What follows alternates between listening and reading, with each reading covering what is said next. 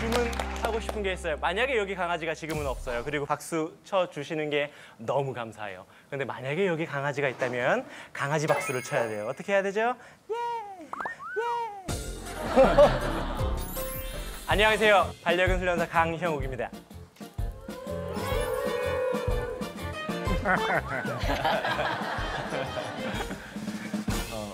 저희 아버지는 강아지 공장을 했습니다.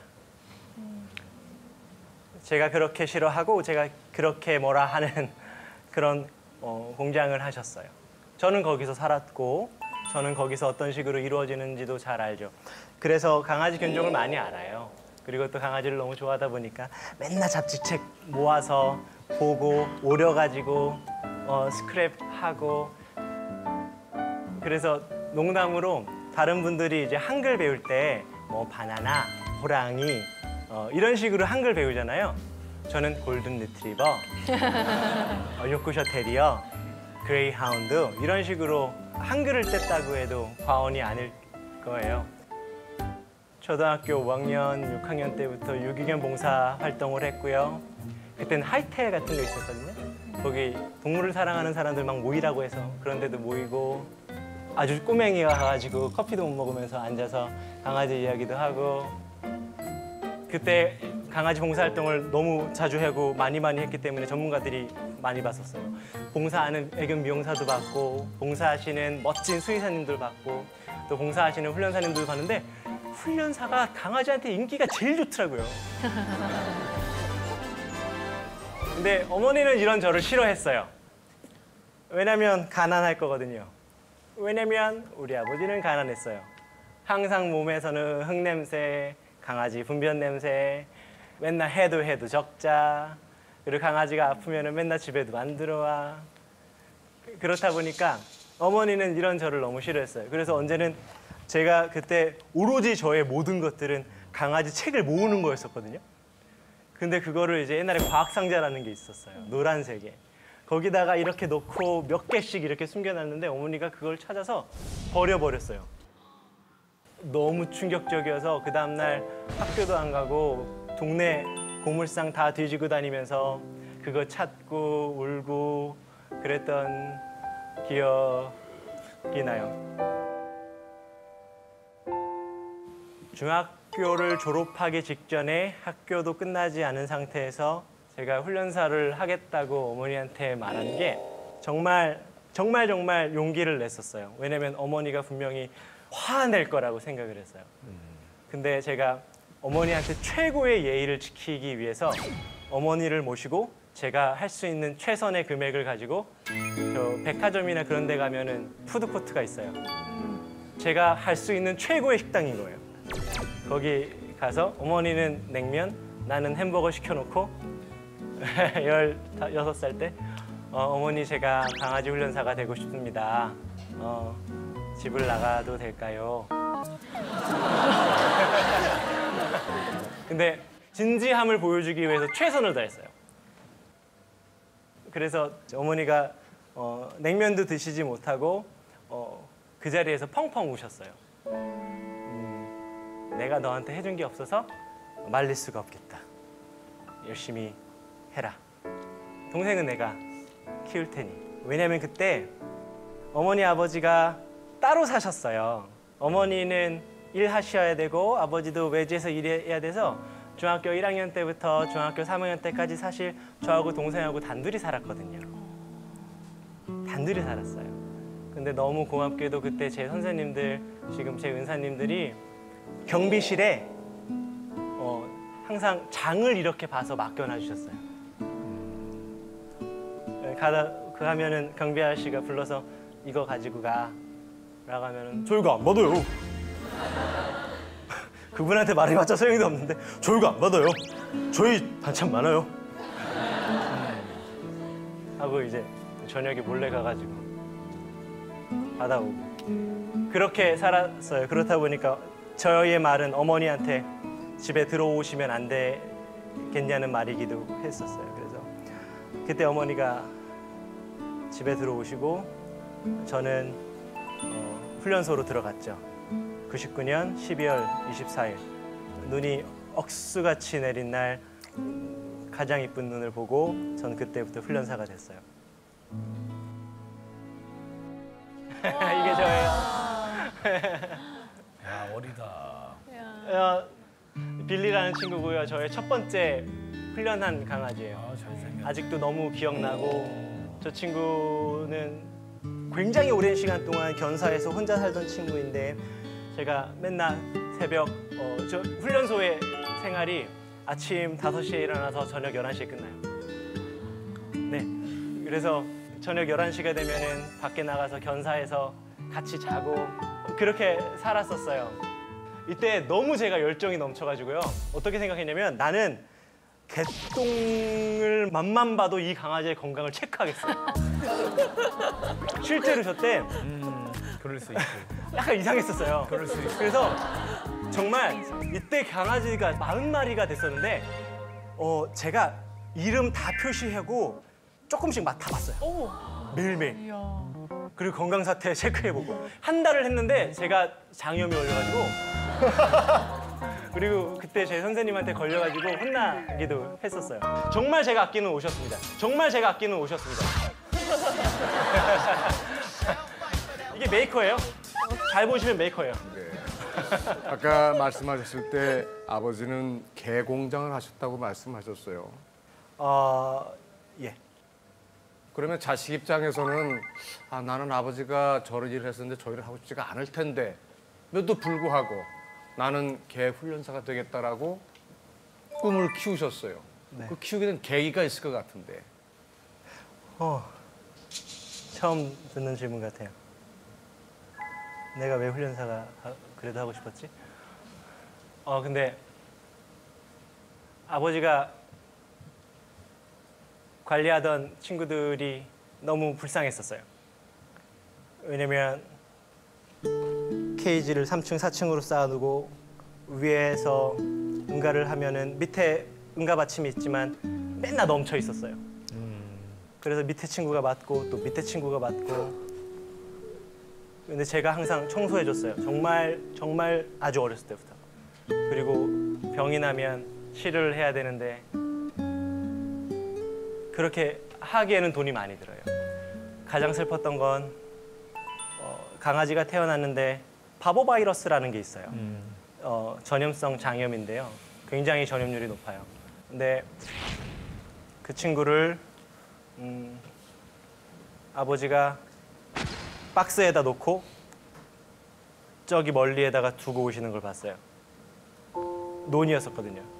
제가 몰래 가서 데리고 오면은 아버지한테 혼나고 만지지 마 그러면 네가 좋아하는 개들 다 죽어. 그냥 둬. 왜냐면은 안락사 비용이 한 마리 10만 원이에요. 근데 그 강아지를 팔아도 그만큼 남지가 않아요. 근데 우리 아버지는 사실 장사 속도 모르고 너무 바보같이 개를 좋아하는 사람이에요. 그도 너무 슬펐었어요. 근데 저는 그 눈빛을 알아요. 그래서 왠지 아버지를 설득하기 힘들었어요. 이렇게 키우지 마세요. 저렇게 해야 돼요.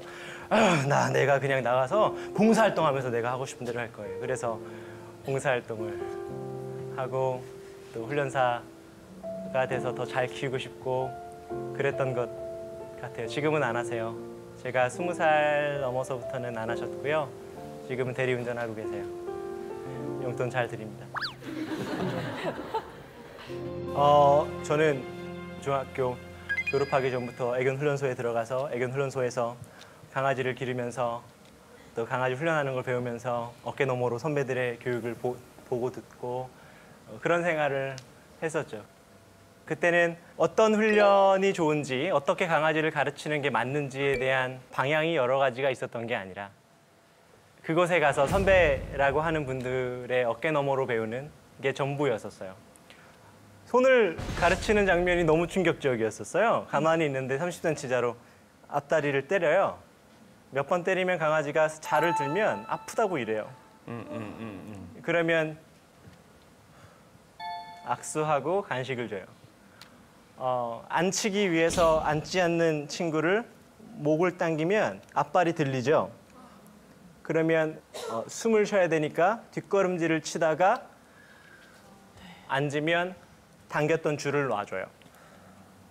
그렇게 일하면서 지냈어요. 그러다가 너무 이렇게 하고 싶지 않아서 이렇게 하고 싶지가 않아서 군대 가기 전에 아르바이트를 좀 했어요. 2달 정도 노가다 했어요. 노가다. 엘리베이터가 만들어지기 전에 돌을 올리는 일이 있어요. 기술 다 필요 없고 그냥 힘만 가지고 계단으로 올라가는 일이에요. 그걸 해서 한 200만 원 정도 모았고요. 그 다음에 군대에 갔다 와서 또 노가다를 했네요.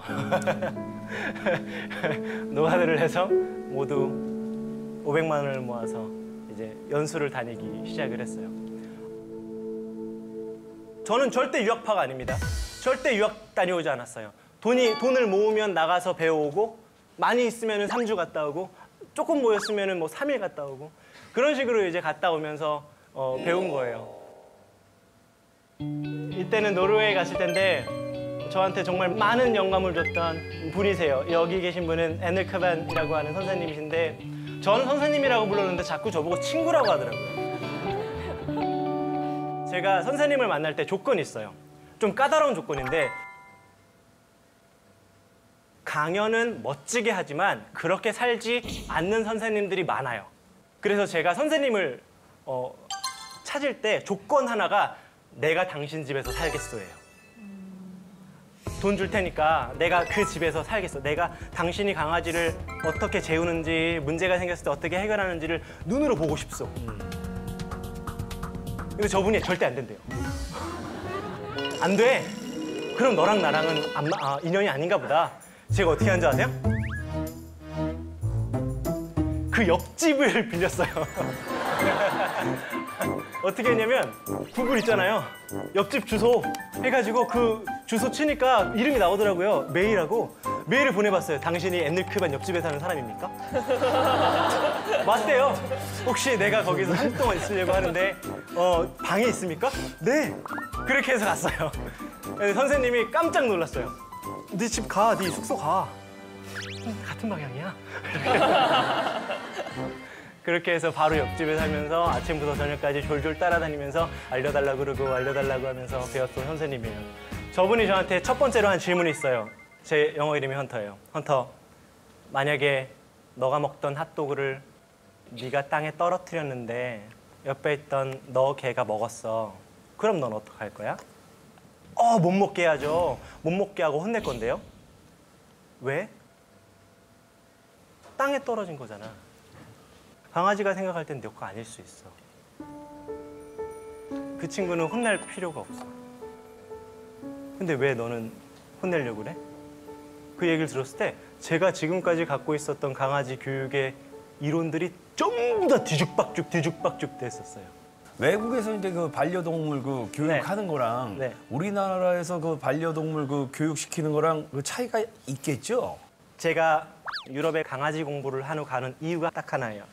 강아지 교육 기술을 배우러 가는 게 아니라 저 사람들이 어떻게 개를 바라보고 어떻게 개를 옆에다 두고 어떻게 신호등에 있는 개를 지나치는지를 보러 가는 거예요. 그리고 그 이미지와 그 눈빛과 그 정서를 가지고 한국에 와서 이 정서를 어떻게 사람들한테 알려줄 수 있을까를 가르쳐 드리죠. 훈련 방법의 차이는 사실 그 나라 사람들이 그곳에 사는 사람들이 내 주변과 얼마나 어떻게 소통을 하느냐에 따라 굉장히 다양해요. 우리가 우리 이웃을, 우리가 우리 친구를, 우리가 누군가를 압박하는 문화 속에 산다면 분명히 동물도 압박하는 교육을 할 거예요. 우리는 그렇다고 이 나라 되게 잘 사는 나라 또 우리하고 다르게 오랜 시간 동안 반려견하고 살았던 사람들의 문화를 뭐든지 받아들여야 된다는 건 아니에요. 우리가 할 수 있는 것에 최선을 다해야 되죠. 사실 저는 제가 훈련사가 될 수 있게 해줬던 거는 유기견 봉사활동이었었어요. 초등학교 5학년, 6학년 더 어렸었을 땐가요. 그때부터 시작한 유기견 봉사활동을 통해서 정말 이 친구들을 도와주고 싶었어요. 거기를 가면은 정말 정신이 없어요. 막 짖고 난리 나고 개들이 다 달려오고 어떤 느낌이냐면 저 좀 한번 안아줘요. 나 좀 한번 봐줘요. 저 안아주면 안 돼요. 한번 안기잖아요. 그러면 밑에 있는 친구들한테 짖어요. 저리 가 오지 마. 나 안겼어. 그런 친구들이 있어요. 근데 제가 할 수 있는 건 그냥 응가만 치워주는 게 전부였었고 그냥 빗질만 하루 종일 해주는 게 전부였었어요. 응가를 막 치우다 보면은 이거 왜 이렇게 커? 하고 치워보면 갓 태어나 보호받지 못한 애기 강아지이기도 해요. 똥 치우다가 관리하다가 미끄러져 넘어져서 보면 죽은 강아지의 사체를 밟고 넘어지기도 하고요. 너무 화가 났었어요. 거기 있는 형들, 누나들한테 맨날 화냈어요. 아니 얘 아프잖아요. 분명히 얘는 고름이 눈에서 났는데 다음 주에 가도 눈에서 고름이 나 있어요. 분명히 다리를 쩔뚝거리는데 다음에 가니까 팔이 이렇게 부어 있어요.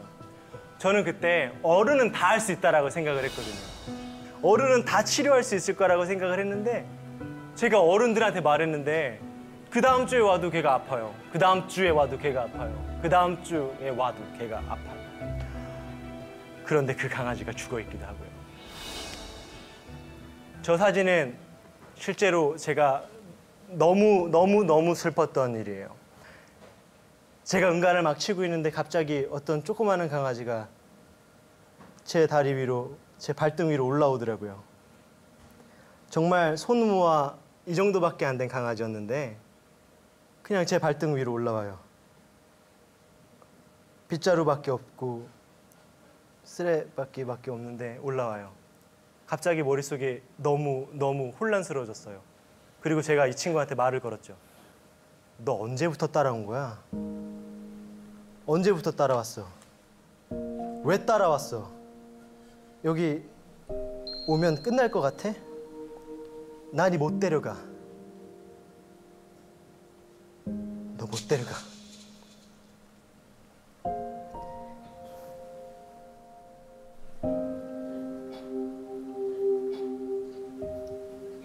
데려갈 수 없어.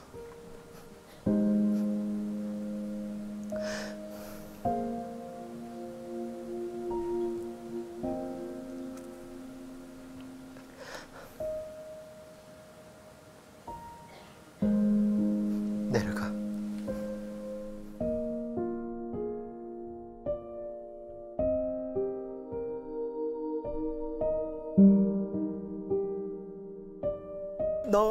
그때 너무 슬펐어요. 왜냐면 저는 그냥 집에 가서 샤워하면 돼요. 잠자면 돼요. 그런데 그 친구를 생각하니까 어디서부터 걸어온지를 모르겠어요. 정말 큰 개들이 많았어요. 무서운 애들도 있었고. 근데 어디서부터 걸어온 거야? 나한테 왜 온 거야? 나한테 오면 이게 다 끝날 것 같았어? 미안해, 도와줄 수 없어. 나 집에 가야 돼. 라는 것들 때문에 그때 좀 많이 슬펐던 것 같아요. 미안해요.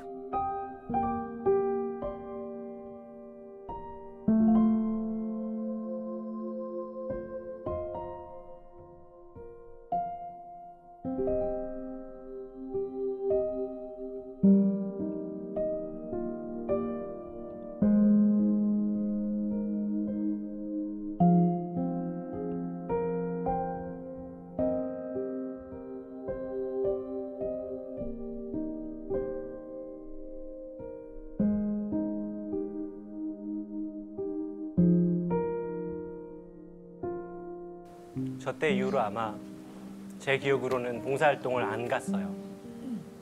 용기가 없었어요. 그래서 저 친구가 딱 갔는데 없으면 어떡하지? 혹시 죽어 있으면 어떡하지? 라는 생각에 두 번 다시 못 갔던 기억이 나요. 그때 이후로 훈련소에 다니면서 훈련사님들을 만났고 훈련사가 되면 내가 조금 더 좋은 훈련을 하고 또 좋은 환경 속에서 저 친구들을 보호할 수 있기를 바라면서 강아지 공부를 했던 것 같아요. 정말 거기 1000마리의 개들이 다 누구한테 버려졌을까요? 누구한테 버려졌을까요? 한번 여쭤볼게요. 나는 샵에서 입양을 했다. 손들기 그러면 코 만지세요? 귀 만지셔줘. 거의 대부분이에요. 거의 대부분이에요. 그런 친구들은 강아지 공장이라고 하는 곳에서 왔는데 강아지 공장이라고 하면 정말 비닐하우스 같이 열악한 공간에서 강아지들이 말도 안 되는 숫자들이 있어요. 1층, 2층, 3층 위에 있는 강아지가 소변을 보면 밑에 있는 강아지에게로, 밑에 있는 강아지는 또 대변을 보면 밑에 있는 강아지에게로 떨어지는 구조에 그것보다 더 열악한 곳에 있어요. 한 번도 햇볕이나 한 번도 시원한 바람을 맞아보지 못하는 친구들도 굉장히 많아요. 혹시 대형마트에 강아지들이 진열되어 있는 걸 본 적 있으세요? 근데 이상하지 않아요? 왜 얘는 방석에 안 올라가 있고 자기 배변 패드 위에 올라가 있어? 오늘 집에 가는 길에 한번 보세요. 배변 패드 위에 올라가 있는 강아지들이 훨씬 많을 거예요. 왜냐면 이런 곳에서 새끼를 낳으면 엄마 강아지는 새끼 강아지한테 가르쳐 줄 수 있는 게 아무것도 없어요. 사실 강아지들은 집에 오면 생후 2개월 동안 엄마 강아지한테 보호를 잘 받았다면 보호자님한테 입양이 되는 순간 화장실을 가릴 수 있어요. 태어난 강아지는 아무것도 보이지 않고 들리지도 않아요. 냄새만 맡을 수 있죠. 일주일이 지나야 눈이 살짝 찢어진 듯 눈이 떠지고요. 보이지는 않아요. 밝기, 어둡기 정도만 알 수 있죠. 그러다가 일주일이 더 지나 생후 14일 정도가 되면 앞이 보이기 시작을 하고 고개를 움직이고 다리를 하나둘씩 움직이기 시작할 수 있어요. 생후 3주가 되면은 앞가슴도 올리고요. 조금 발달이 빠른 친구는 일어설 수 있어요. 또 하나, 이빨이 조금씩 나오기 시작을 해요. 생후 3주에서 4주 사이예요. 그러면은 엄마 강아지가 어떤 걸 할까요? 어떻게 행동할까요? 이빨이 나오기 시작을 해요. 그러면 젖을 막 깨물어요. 그래서 아파가지고 야, 너 천천히 먹어. 야, 하지 마. 이런 행동이 나오기 시작을 해요. 그래서 정말 싫어. 나 딴 데 가 있을래. 라고 하면서 떨어지기도 하죠. 생후 4주가 되면은 이제 이 친구는 엄마를 따라다니면서 소변과 대변을 보는 것을 배워요. 엄마 강아지가 아기를 낳으면은 그냥 강아지하고 아기하고 24시간 있어야 될까요? 절대 아니에요. 절대 그렇지 않아요. 자기가 갔던 산책로도 가고 소변도 보고 육아 스트레스라고 하면서 다른 데 가서 너무 힘든 거 스트레스도 풀고 그래요. 그럼 자연스럽게 어떤 게 이루어져요? 엄마하고 아기하고 떨어져 있는 게 이루어지네요. 그러면 어떤 걸 배울 수 있어요? 분리불안을 어렸을 때부터 극복하는 거를 배울 수 있어요. 나의 오로지 대단한 나의 어미를 어렸을 때 떨어졌다가 만나는 놀이를 하면서 그런 경험을 통해서 분리불안 그런 거 어렵지 않아요. 근데 이런 곳에서 태어난 강아지는 엄마 강아지가 옆에 갈 수도 없어요. 그냥 이 자리에서 응가해야 되고 이 자리에서 소변 봐야 돼요. 혹시 내 강아지는 내가 입양했는데 내 강아지는 응가를 먹었다. 입양하자마자 응가를 먹는 습관이 있었다. 있지요. 왜냐면은 이때 엄마는 최대한 깨끗하게 하고 싶어요. 최대한 깨끗하게 하고 싶으니까 내 응가도 먹고 내 소변도 없애려고 그래요. 왜냐면 다른 데 가서 오줌똥을 싸면 되는데 그럴 수가 없으니까 이 자리에서 정말 조그마한 스케치북 2개 자리에서 아기를 낳고 소변을 보고 밥을 먹어야 돼요. 그렇다 보니까 응가를 먹는 모습을 보고 자란 아기들은 보호자님한테 와서도 그런 모습을 하죠. 그러면 칭찬받는 줄 알고요. 그런데 우리는 혼내기도 하죠.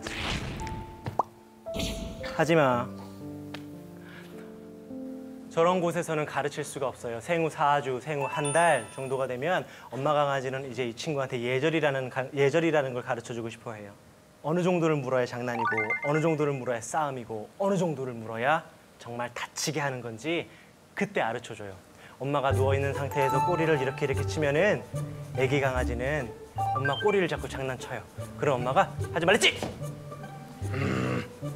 그러면 어떤 친구는 아니 그게 아니라 엄마 내가 장난치다가 모르고 이빨이 스쳤어 라고 하는 친구도 있고 무서워 라고 뒤로 가는 친구도 있어요.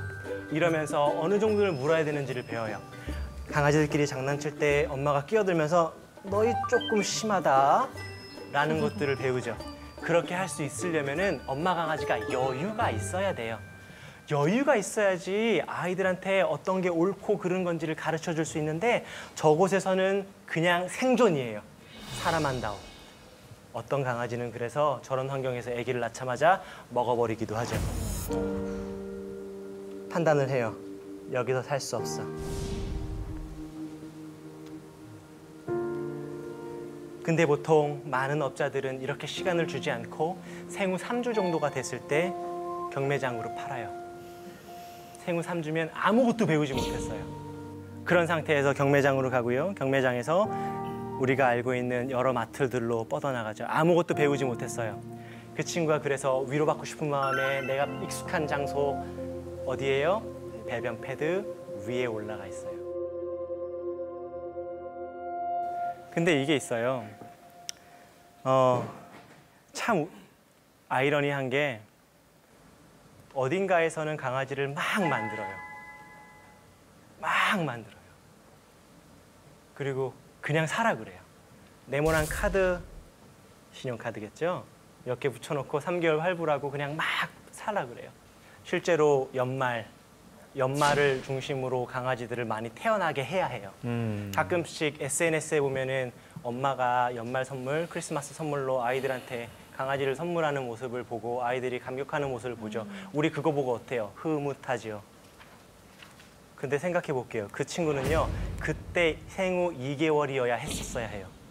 그래서 생리 주기를 그때로 맞춰야 돼요. 그래서 강제로 생리를 못하게 한다든지 강제로 생리를 하게 만들어요. 왜냐면 12월에서 1월 사이에 새끼가 판매가 돼야 될 정도까지 와야 되거든요.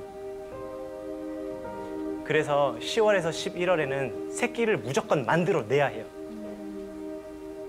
그리고 나서 그렇게 SNS가 나오는 거죠. 어떤 식으로 왜 강아지를 못 키우게 되는 걸까요?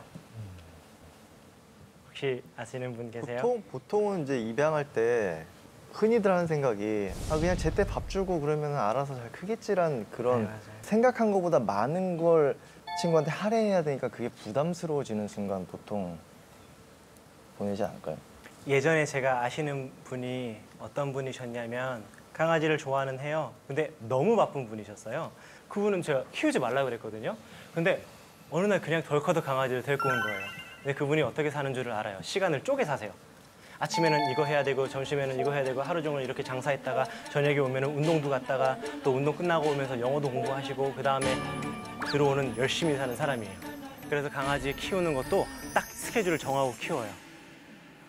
그냥 오피스텔, 강남 오피스텔 한 곳에서 그냥 강아지를 잘 놓고 그냥 이렇게 하고 이렇게 하고 이렇게 하고 자 나는 집 15층까지 뛰어 올라가는 사람이야 하면서 막 올라가가지고 강아지 닦고 자 안녕 너는 산책하는 시간 줄 매고 나가자 하고 딱 여의도 공원 한 바퀴 딱 돌고 와가지고 자 나는 이제 영어 공부를 해야 돼넌 집에서 기다려 그래서 강아지를 두고 영어 공부하시고 들어오시고 이제 그렇게 키우시는 분들이 있어요. 그러다가 이제 조금 힘들어지는 거죠. 그러면은 더 좋은 곳으로 보내줄게. 안녕. 난 널 버리진 않았어. 이제 그렇게 하죠. 제가 뭐 특히 뭐 휴가 때도 그렇고 지금 뭐 네. 집 이사 갈 때도 그렇고 네. 어찌됐든 저 가족으로 출발한 거 아니에요. 근데 네. 패밀리를 이제 버리고 가는 거잖아요. 네. 제가 봤을 때는 그것을 그 강아지를 네. 그 패밀리라고 그 생각한 것이 아니고 장난감이라고 생각하는 것 같아요. 휴대폰 바꾼 거예요, 그냥. 네. 그러니까 그렇게 놓고 갈 수 있고 금방 바꿀 수가 있는 거죠. 실제로 샤모에도 인형 키웠는데 좀 지겹네요. 진돗개에 도전해보고 싶어요. 교환하실 분. 이런 사람들도 되게 많아요. 실제로 되게 많아요. 말티즈 저랑 성격이 안 맞는 것 같아요. 푸들하고 교환하고 싶어요. 제가 10만 원 더 드릴 테니까 어린 푸들이었으면 좋겠어요. 이런 것도 되게 많이 봤어요. 이게 뭐 장난감처럼 뭐 건전지 갈아주고 이런 게 아니거든요. 절대 아니죠. 예. 절대 아니죠. 힘들어요. 응가를 치워줘야 되고 매일매일 산책을 해야 돼요. 매일매일 산책을 하지 않을 거라면 강아지를 키우면 안 돼요. 실제로 독일 같은 경우에는 하루에 한 번 산책을 시키라는 것이 법이에요. 스위스는 하루에 2번이죠. 이걸 지키지 않으면 법에 걸려요. 네. 강아지를 묶어놓고 키워요. 그것도 법에 걸려요. 이거는 강아지가 사는 게 아니에요. 항상 묻죠. 이렇게 안 할 거면 키우지 마. 키우지 않으면 돼요. 저는 많은 사람들한테 강아지는 키우기 쉬우니까 한번 키워보세요. 도전해보세요. 실패하면 다시 도전하면 되죠. 이렇게 말하는 사람이 아니라 자신이 없으면 키우지 마세요라고 하는 훈련사예요. 키울 수 있는 사람이 강아지를 길렀으면 좋겠다라고 생각하는 게 저인데 많은 강아지들이 버려지고 방치되죠. 그런 다음에 어딘가에서 죽기도 해요. 제가 예전에 공장 잔디가 있는 곳에 전원주택들이 있는 데 있거든요. 근데 이렇게 지나가는데 어느 날 훈련사만의 어떤 그 느낌이 있어요. 창고를 딱 봤는데 이상하다. 왜 여기 땅이 파져 있고 여기 응가가 있고 뒤집어진 밥그릇이 있지? 툭툭툭툭툭툭툭 돌아가 봤더니 정말 쓰지 않은 폐허와 같은 창고였었어요. 거기에 딱 보니까 죽어 있는 개가 있더라고요. 아주 오래전에. 그래서 그 친구를 바닥에 늘러붙은 친구를 뜯어내서 제가 묻어줬던 기억이 나요. 그곳을 항상 산책하다 보면은 1월 정말 추운 날 새벽 12시에 바들바들 떨고 있는 진돗개 한 마리를 보고 제가 정말 저 주인 나빴다 라고 하면서 갔는데 그곳을 딱 보니까 나무 자르는 소리가 나고 아주 두꺼운 옷을 입고 있는 사람이 12시가 넘었는데도 일하고 있더라고요. 그때 순간 이런 생각이 들었어요. 자기도 저렇게 춥게 12시가 넘었는데도 일하는 걸 보면 내 강아지가 저기서 춥게 있는 것들을 느끼지 못할 수도 있겠구나. 왜냐면 내가 추우니까. 강아지의 이런 밑바닥에 있는 모습이 어쩌면 우리 주변에 어떤 누구는 그런 모습으로 살고 있는 거일 수도 있겠다. 그런 것들이 안타깝게 도와줘야 되겠다라는 생각을 하지 못하게 하는 건 아닐까라는 생각을 했어요. 절대 동물의 복지는 인간을 압도할 수 없어요. 인간보다 좋은 복지를 누릴 수 없어요. 이 친구들한테 이런 버림받지 않는 좋은 보호자를 찾아주는 또 적절한 대우를 받아야 된다라고 하는 것은 곧 인간의 복지하고도 연결되어 있어요. 훨씬 더 인간이 좋은 복지를 생각할 수 있는 기회이기도 해요. 동물에 관련된 복지는. 동물만 생각하는 게 아니에요. 동물의 복지를 생각해야 그들 주변에 있는 사람들이 더 잘 살고 보호받을 수 있어요. 4살 된 스피치 형제를 키우고 있는데요. 스피치 형제. 네, 형제예요. 한배에서 나온. 한 배에서 나온 네, 형제요. 강아지 이름이 뭐예요? 우리하고 둘이요. 우리 둘이. 네, 우리 둘이. 우리 둘이.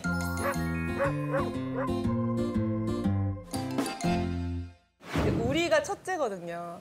근데 걔 같은 경우가 좀 예민해가지고 청소기를 돌리려고 하면 막 물으려고 해요. 그래서 막 입에서 피도 난 적도 있고. 아, 실제로 물어서? 네.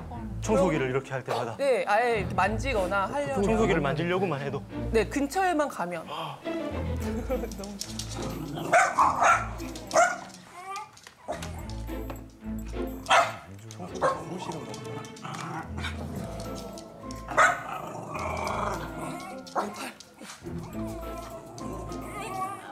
누가 우리고 둘이에요? 얘가 우리고요. 저한테 매달리는 애가 둘이.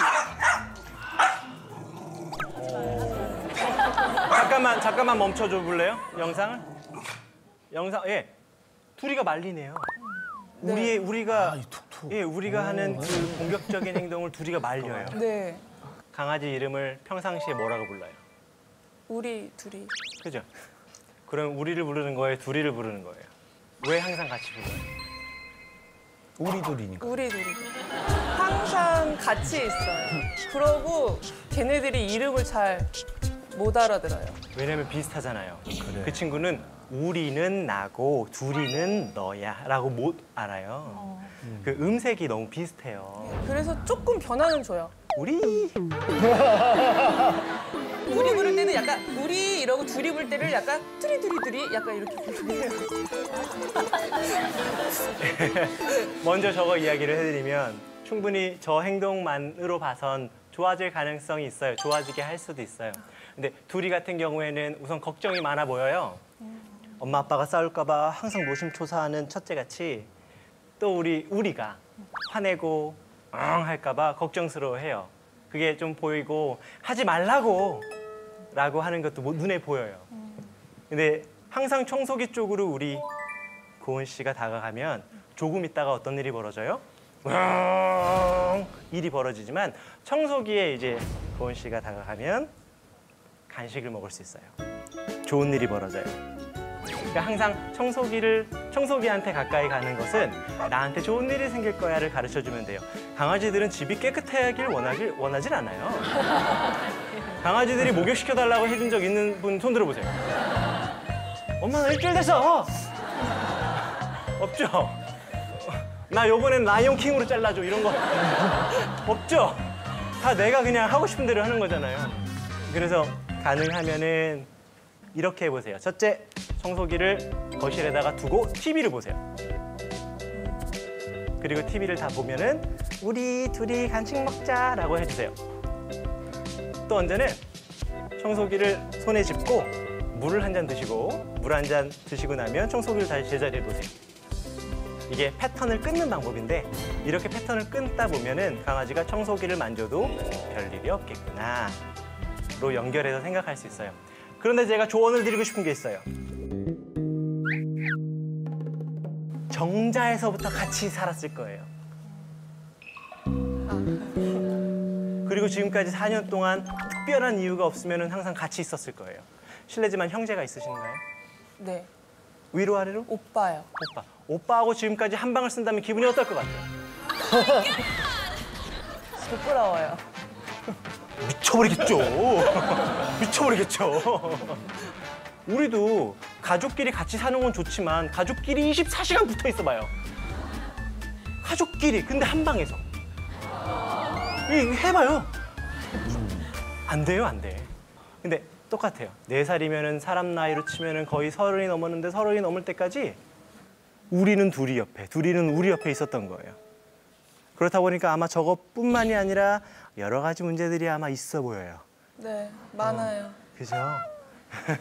우선 따로따로 산책시켜보시고 제가 말한 대로 한번 해보시면 도움 될 거예요. 아, 저는 그 포카. 포카. 아, 강아지 이름 포카고요. 포카. 예, 포카. 포카. 예, 그리고 카발리에 킹차스 스페니엘이라는 캐벨리어 종이고, 킹 찰스 스페니얼. 코카 스페니얼하고 친척 관계예요.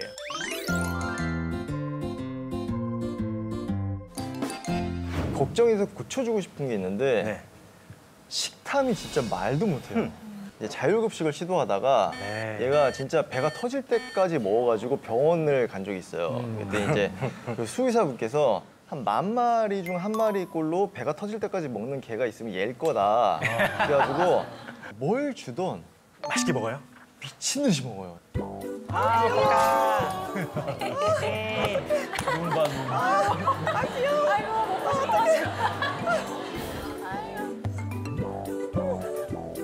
뭘 다 주신 먹은 거죠? 거예요. 저게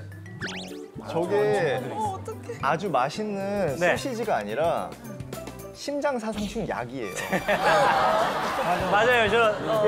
손한 약이에요, 조각만. 약. 네, 있어요. 네. 근데 저 약뿐만 아니라 이제 한번 아픈 적이 있어가지고 가루약 있잖아요. 가루약이 정말 쓰거든요. 맛이 쓰죠. 그대로. 근데 잘 못 먹는 애도 있어요. 와 정말 더 달라고 쳐다봐요. 그 약마저. 제가 하나 제안 드리고 싶은 게 있어요. 씹어 먹을 수 있는 뼈에 살이 붙어 있는 음식을 주시면 지금처럼 먹지 못할 거예요. 그리고 또 하나, 먹는 것을 쳐다보지 마세요. 아 먹는 모습을. 지금 왜냐면 저 친구 딱 줬을 때 어떤 행동이에요? 자, 저 주는 척 한번 해보세요, 저한테. 고개를 확 돌리고. 예. 아마 분명히 누군가가 에이 천천히 먹어. 아우 너 왜 이렇게 빨리 먹어? 어떻게 천천히 먹어. 이런 게 누가 있었을 것 같은 느낌이 있어요. 저죠. 자꾸 사료 먹고 다시 토해야 되니까. 천천히 먹어. 아, 야. 이제 이런 게 많아지면 그 친구가 뺏길 줄 알고 내가 천천히 먹고 싶은 거를 못 해요. 그래서 차라리 뭐 작은 방에서 줄 수도 있고요. 뭐 발코니에서 줄 수도 있고요. 좀 이렇게 좀 독립된 공간에서. 그렇죠. 그리고 또 하나, 그냥 우리 이면지 같은 거 있잖아요. 네. 종이.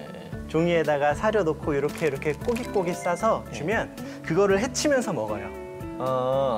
헤치면서 먹는데 천천히도 먹을 수 있고요. 씹어 먹을 수도 있고요. 코를 쓰기 때문에 훨씬 더 이 친구가 생각을 하면서 먹을 수 있어서 훨씬 더 효과가 좋을 거예요. 그럼 2개를 합치면 되겠네요.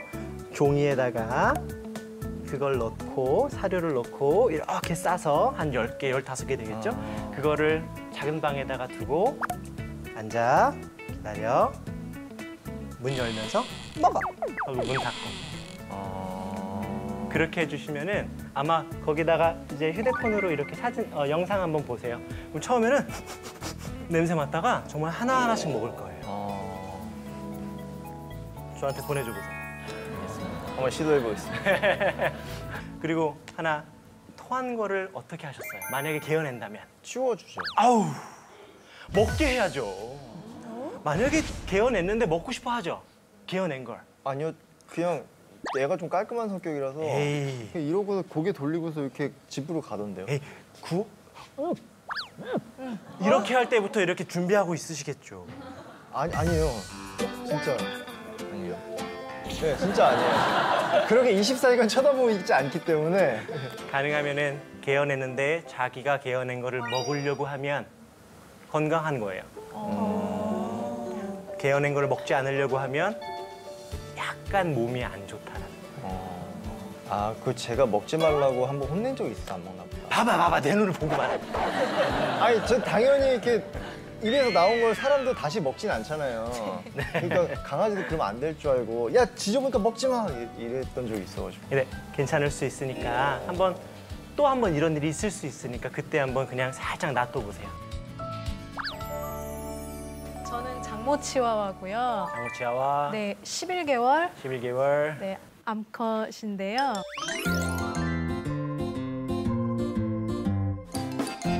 그러니까 산책할 때 냄새만 맡는 게 아니라 뭘 자꾸 이렇게 주워 먹으려고 하고 뼈 같은 거는 이제 쓰레기 봉지에서 나온 뼈들이나 이런 것도 위험하잖아요. 그래서 계속 신경을 써줘야 되고 은행도 먹은 적이 있고 막 너무 먹으려고 해서 좀 걱정이 돼서요. 수아 뭐 먹었어? 나. 아이고 낙엽 먹어. 수아 똥이라고. 궁금한 게 많네. 수아 똥이. 똥이야.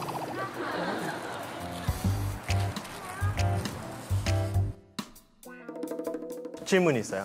소극적인가요? 아니면 외향적인가요? 외향적이진 않아요. 그렇다면은 산책이 무서운 거예요. 다른 척하는 거예요. 우리가 생각할 때는 그냥 오토바이가 지나가고 우리가 생각할 때는 그냥 13층짜리 빌딩이 하나 있고 우리가 생각할 때는 그냥 아이들이 뛰어가는 거지만 그 친구가 생각할 때는 그게 나한테 너무 큰 자극이어서 그래서 다른 척 하려고 냄새 맡는 척, 뭘 주워 먹는 척 해요. 우리가 약간 난처할 때 휴대폰 하는 것처럼. 전혀 그 생각을 못했어. 다른 친구들하고의 사회성은 어때요? 강아지 운동장이나 이렇게 다른 강아지를 만나는 자리에서 좀 잘 못 어울리더라고요. 제가 맨날 보숙이한테 보숙아 패기가 왜 이렇게 없어? 좀 이렇게 해봐 막 그러거든요. 친구가 필요해요. 정말 좋은 솔루션이 될 거예요. 비슷한 성격에, 비슷한 나이대에, 비슷한 감성을 가진 치아와 친구가 있으면 그 친구와 같이 잘 어울릴 거예요. 그래서 저는 훈련을 하면서, 교육을 하면서 가장 많은 도움을 받는 게 다른 건강한 반려견 친구들이에요. 제가 아무리 노력해도 이 친구들하고 어울리는 것만 잘 해주는 거와 비하지 못해요. 친구를 만들어 보세요. 단, 친구를 사오면 안 돼요. 여러분들 친구하고 맥주 한잔 마시는 거, 커피 한잔 하는 거 좋지요? 근데 내 친구가 내 침대에서 평생 살 거라면 어때요? 그럴 필요 없단 말이에요. 근데 많은 사람들이 어이구 외로워, 사줄게. 그런 경우들이 있죠. 그러면 안 돼요. 만나면 좋을 것 같아요. 걔가 싫어하는 행동에 대해서 좀 가르쳐 드릴 거예요.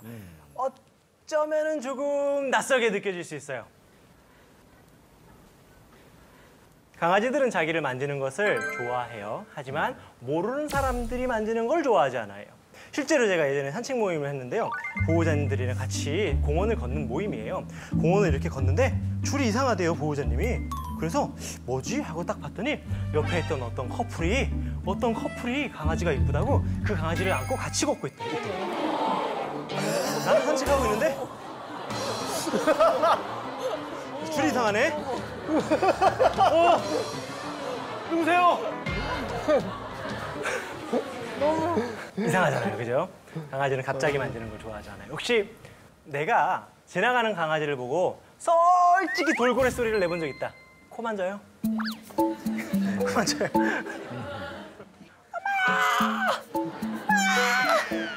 이러면서 강아지들 하는 거 별로 좋아하지 않으니까 가능하면은 그냥 강아지가 너무 이쁘면은 하고 지나가시면 그냥 이런 것도 있네요, 그냥 하고 지나가시면은 좋지 않을까 싶어요. 자, 앞으로 여기 계신 분들은 지나가는 강아지가 너무 이쁠 때 어떻게 하라고요? 그냥 이렇게만 해주시면은 강아지가 너무 좋아할 것 같아요. 줄에 묶여 사는 것. 줄에 묶여 사는 거에 대해서 혹시 생각이 있으신 분 있으세요? 줄에 묶여 혹시 이런 강아지 본 적 있으십니까? 줄이 여기 있고요.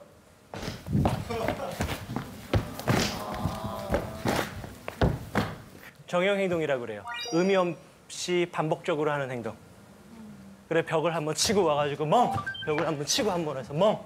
이런 친구들이 있죠.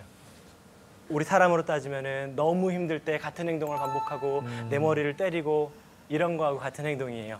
맹견. 참 웃겨요. 맹견이 왜 맹견이 되는 줄 아세요? 맹견. 참 웃겨요. 맹견이 왜 맹견이 되는 줄 아세요? 어렸을 때부터 얘 사라질 거야. 그래서 조금만 실수하면 야! 그만해! 하지 마! 앉아! 엎드려! 왜냐면 겁이 나거든요. 얘가 맹견이 될까 봐. 그래서 훨씬 더 많이 혼내고요. 훨씬 더 크게 말해요.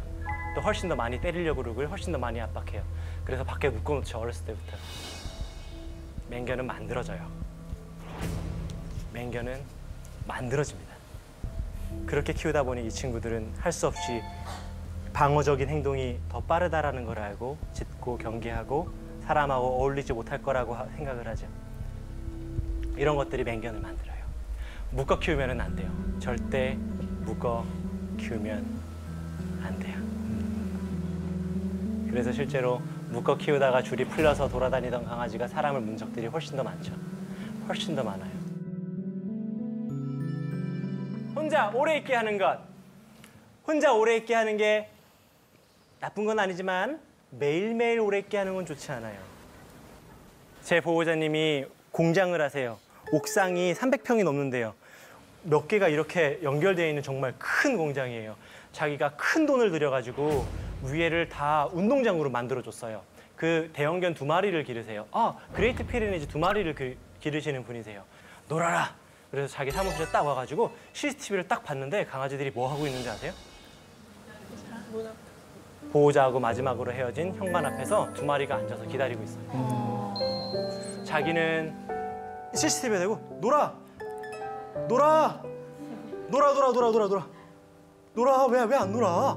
올라가요. 야, 수영장 이렇게 노는 거야. 놀아! 또 일하고 올게? 진짜. 그래서 강아지를 내 방으로 다시 데리고 왔다라고 그래요. 여러분들 반려견하고 산책 얼마나 하시나요, 보통? 일주일에 한 번 한다. 코 만져요, 괜찮아요. 일주일에 2번은 한다. 보입니다. 나는 매일매일 한다. 이런 분들은 손 이렇게 들어도 되죠. 산책 너무 좋아요. 산책 너무 좋은 거예요. 만약에 강아지를 혼자 오래 둬야 된다면 그 기다리는 시간 전 그리고 기다리고 난 다음 그렇게 2번씩 산책해 주신다면 강아지가 버틸 거예요. 산책하지 못하는 게 얼마나 큰 고통인지 몰라요. 이걸 강아지들이 너무 싫어해요. 이렇게만 안 해줘도 강아지하고 너무 친해지고 강아지가 그냥 좋아하는 사람이 될 수 있을 거예요. 이번에는 강아지하고 친해지는 방법을 알려드릴게요. 앉아서 인사하기. 이거 혹시 다른 강아지 만나서 인사할 때 이렇게 하시는 분들 계세요? 그래서 강아지들한테 처음에 인사할 때는 그냥 이렇게 하는 게 아니라 앉아서 손등을 보여주세요. 강아지는 알아요. 반려견들은 알아요. 손바닥을 내밀면 나를 곧 잡을 수 있을 거라고 생각을 해요. 여러분들 혹시 간식 주고 나서 강아지 만지려고 하지 않아요? 간식 주고 머리 만지려고 하는 분들이 계세요. 그때 강아지를 한번 보세요. 강아지 간식 준다라고 해보세요, 저한테. 진짜로요? 그럼 간식 먹으면 머리를 만지려고 해보세요. 이렇게 하면 착한. 이렇게 하는 경우들이 굉장히 많죠. 이 친구들한테는 두려운 거예요. 보통 우리가 안을 때 이리 와? 왜 안 와? 앞다리 잡고 이렇게 잡고 당기고 위로 들고 이렇게 해서 안으니까 강아지가 손바닥으로 잡으면은 저 사람이 나를 확 잡을 거라고 생각을 하고 손등을 보여주면은 훨씬 더 친해질 수 있죠. 그러면 강아지들이 알아요. 손등 냄새를 맡고 괜찮다 싶으면 손바닥에 와서 자기 몸을 비비죠. 처음 만난 강아지를 안으려고 그러고 만지려고 하는 거는 어떤 거냐면 안녕하세요. 처음 뵙겠습니다. 재산이 얼마예요? 이런 인사하고 똑같아요. 네. 되게 무례하죠. 안녕하세요. 우와, 겉늙었다. 우와, 겉늙었다. 아, 죄송합니다. 그런 식의 인사인 거예요. 네. 이상하시네. 한번 물려볼래요, 오늘?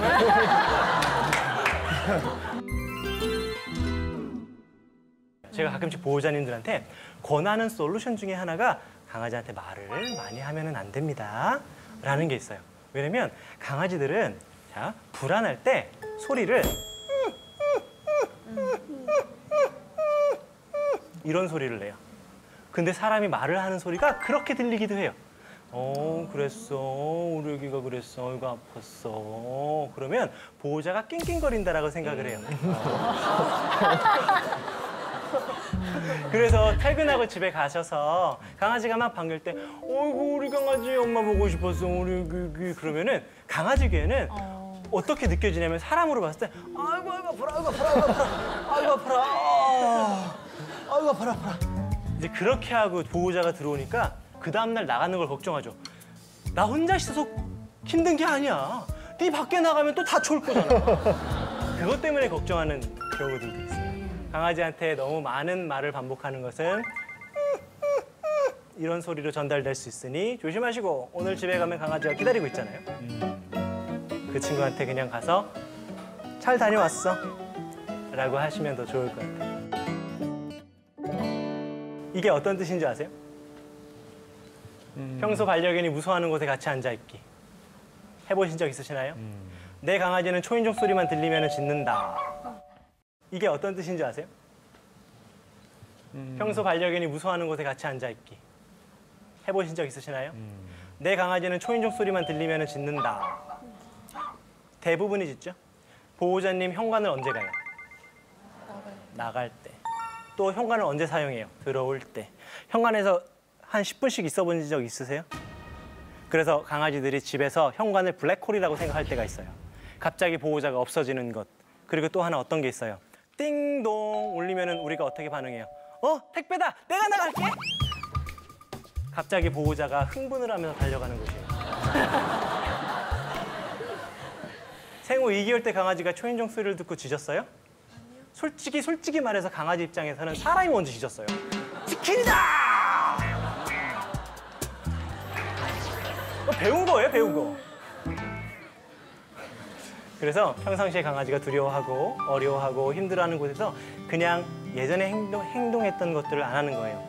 현관에 나가서 바닥에 그냥 방석 하나 깔고 앉아서 휴대폰 하셔도 좋고 책 보셔도 좋아요. 그러면 현관은 보호자님을 뺏어가는 곳이 아니라고 생각할 수 있어요. 그리고 이렇게 가만히 있다가 강아지가 침착하면요. 그냥 똑똑 내가 노크해요. 그리고 강아지가 가만히 있을 때 뭘 주죠? 간식. 예! 맞아요. 그러면 강아지가 노크 소리를 듣고 어떻게 해요? 좋아할 수 있어요. 그거에 익숙해지면 어떻게 해요? 엄마 지금 나가서 초인종 눌러봐.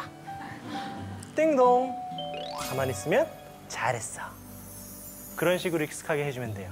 보호자님 오늘 한번 집에 가면은 보호자님 오래 기다렸을 테니까 강아지가 평상시에 혼자 잘 쉬던 곳에서 같이 있어 보세요. 아무 소리 하지 말고요. 생각해봐봐요. 보호자님 설거지 할 때 강아지 어디 있어요? 팔 밑에. 거기에 앉아보세요. 소파에 있을 때 강아지가 어디에 있죠? 네, 거기에 있어 보세요. 보호자님 주무실 때는요? 나는 내 강아지하고 같이 자지 않는다? 코 만져요. 같이도 자보세요. 같이 잘 수가 없어요. 이유는? 제 얼굴에 똥을 싼 적이 있어요. 자, 강아지계에서는 정말 뭐 학으로 따지면 천 개를 접어주는 것 같은 느낌? 정성을 다해 당신은 나의 모든 것입니다.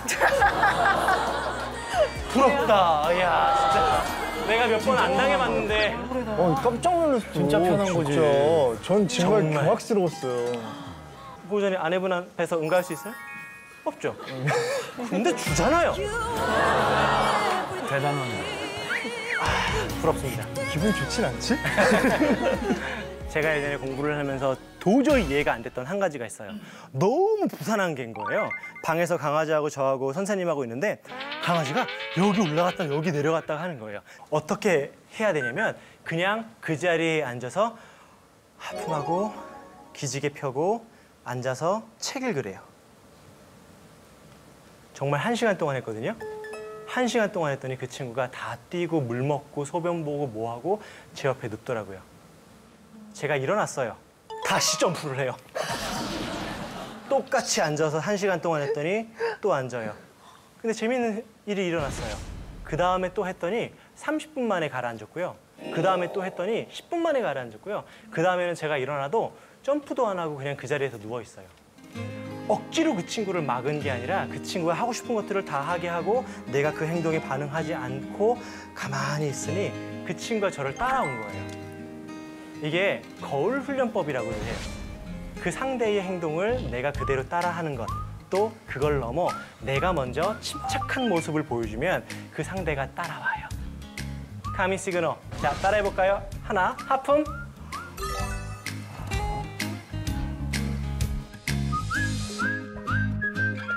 또 강아지가 있을 때 손바닥을 슬며시 내미는 것.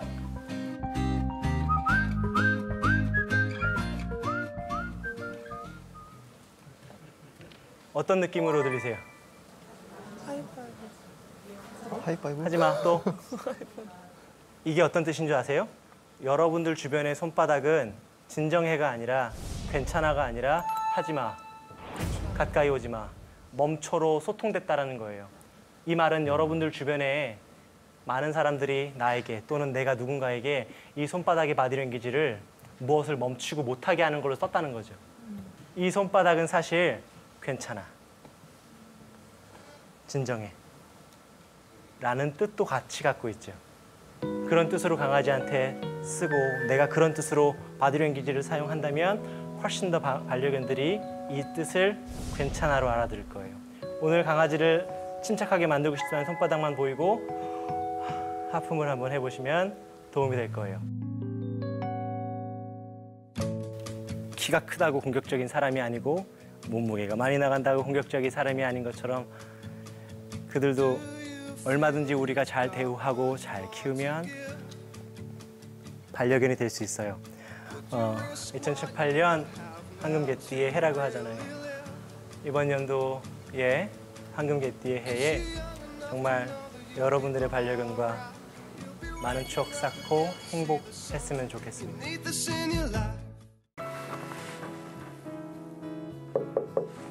네. 실례합니다, 교수님. 들어오세요. 아유, 진짜 오랜만입니다. 네. 잘 지내시죠? 네.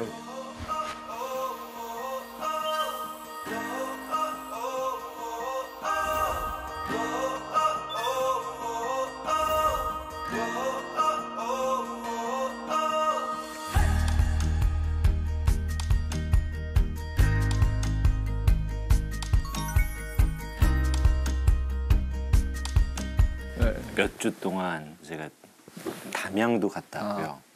지리산도 갔다 왔어요. 갔다 왔는데 진짜 환경이 좋더라고요. 근데 거기 가서 보니까 분명히 딱 보면은 쟤는 분명히 서울에 살았으면 문제 있었다, 예민했다.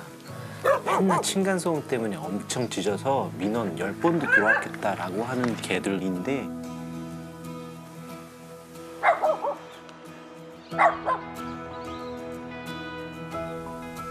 지리산에서는 그 탐방객들을 안내하는 개로 살더라고요.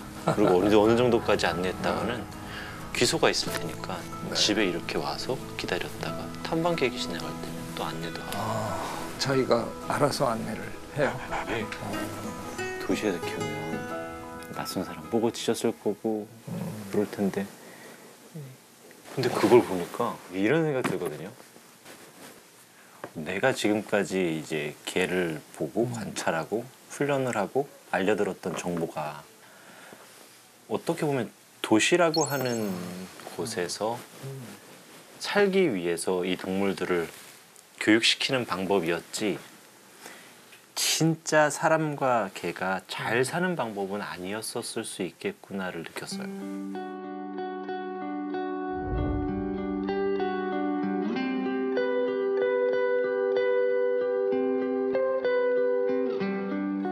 사람이 있는 곳엔 개가 항상 있더라고요. 어디에나, 지구 어디에나. 그래서 환경이 어떻든 간에 열심히 최선을 다해서 최고는 안 될지라도 우리 잘 길러보자라고 항상 응원도 해드리고 그렇게 말을 하는데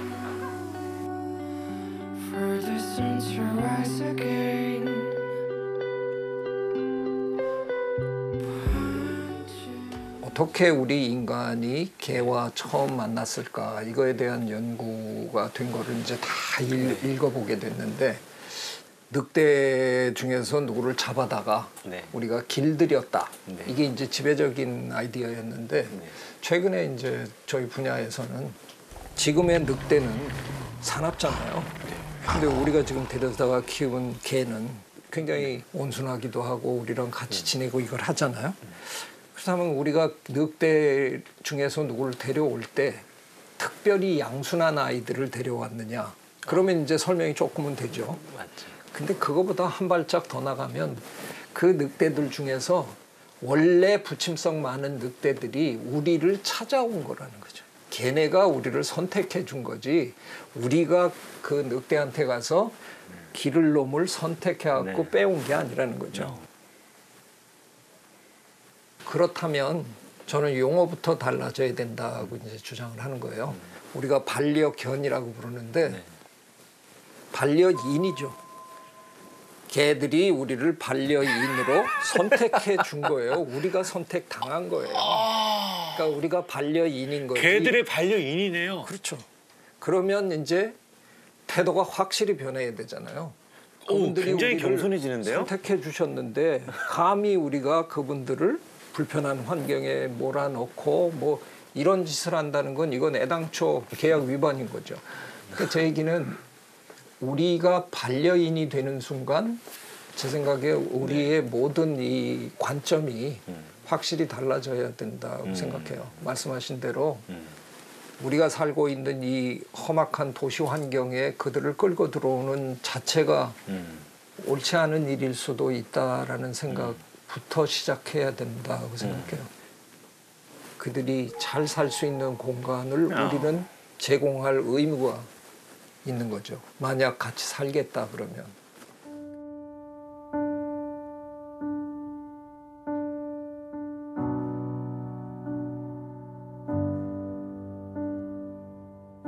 유튜브에 보면 그런 동영상이 하나 있어요.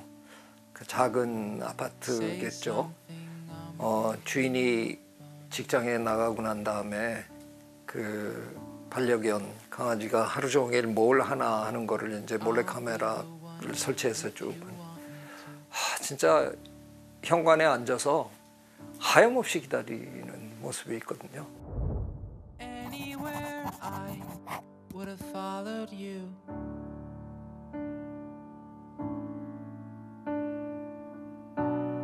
Say something, I'm giving up on you. 그러니까 그 작은 공간에서 그 아이에게는 함께 지내는 인간 동물 Feeling so small. 그거 하나잖아요. It was over my head. I know nothing 내가 at 없는 all. 시간 내내 그 아이는 나를 정말 목매고 기다린다 하는 걸 생각해 보면 우리가 어떻게 그 아이와 살아가야 될까 하는 거를 조금은 더 진지하게 고민을 해야 되지 않을까. Just starting to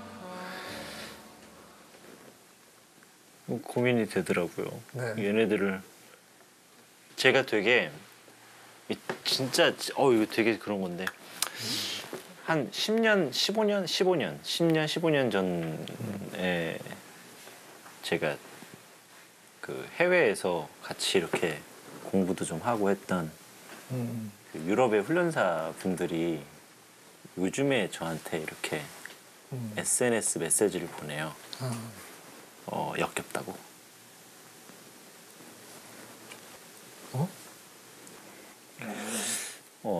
나는 10년 전에 너를 봤고 그때 너는 되게 훌륭했고 뭐.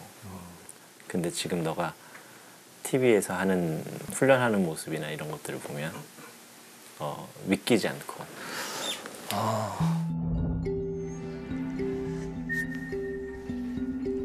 이렇게 안 해도 우리 해결할 수 있어.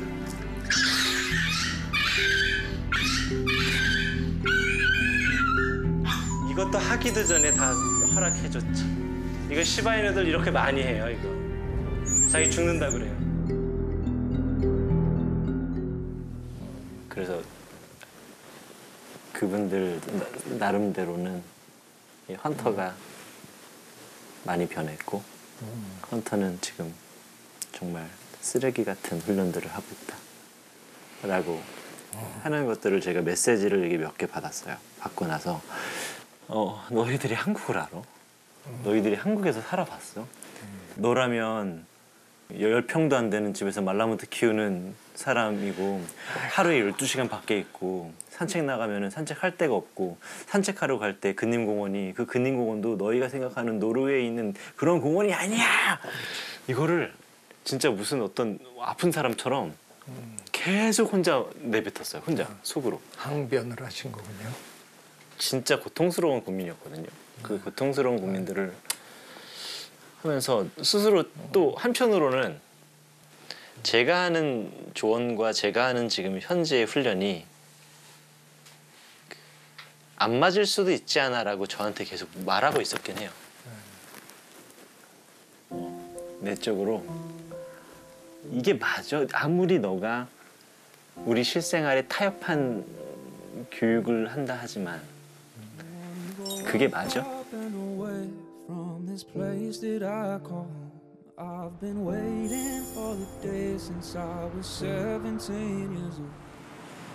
도시에서 사는 개들은 자기를 다 보여주지 못하고 산다. 수능하는 개들은 잘 사는 거고 수능하지 못하는 애들은 그럼 어떻게 되지?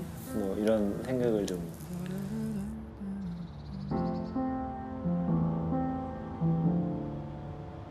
그 도시라는 얄궂은 공간에서 살고 있는 그 많은 강아지들이 훈련사님 덕택에 조금씩 나아지고 있는 거잖아요. 그거를 하기 위해서 뛰어드신 거잖아요. 근데 그걸 하다 보면 사실은 해야 되는 일이잖아요.